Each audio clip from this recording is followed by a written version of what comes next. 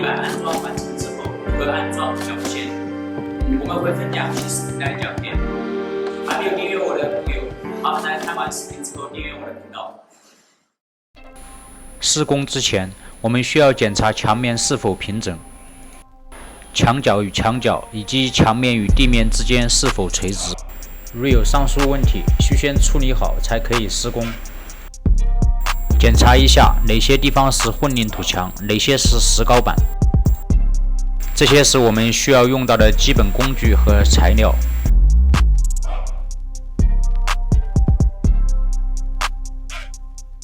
这种钉子是用在混凝土墙上的，这种螺丝钉是用在石膏板上的。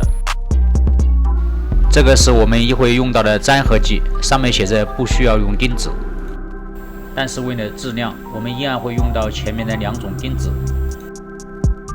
测量长度，下料。下料的时候，支架的长度比墙短40到100毫米。通常我们2端会分别留20到50毫米的空隙，这样会方便我们安装，同时也能保证足够结实。用钢锯锯断即可。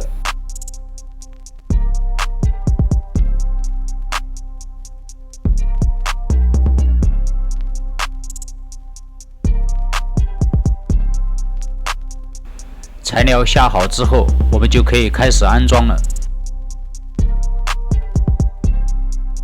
先在支架背部打上粘合剂，然后我们把支架扣压到墙上。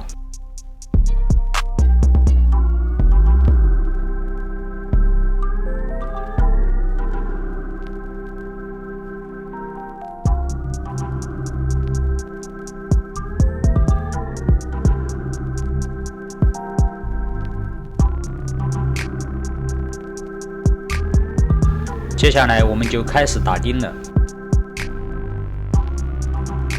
石膏板上我们用螺丝钉，钉子要均匀分布，2颗钉子之间的距离不可以大于 1.2 米。打之前先目测一下大概距离。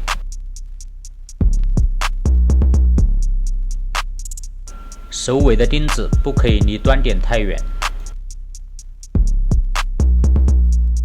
混凝土墙上我们用这种钢钉，每2粒钢钉之间的距离不可以大于1米。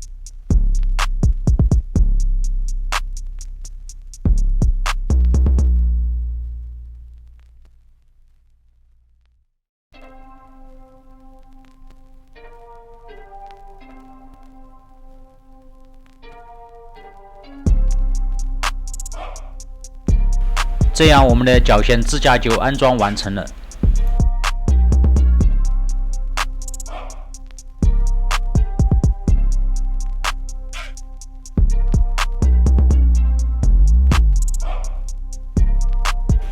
可能有朋友发现这些地方没有安装，没有关系，这些地方比较短，通常我们只用粘合剂就可以。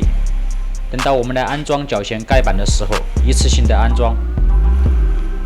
好啦，今天的视频就分享到这里，你学会了吗？别忘了订阅我的频道，我们下次再见。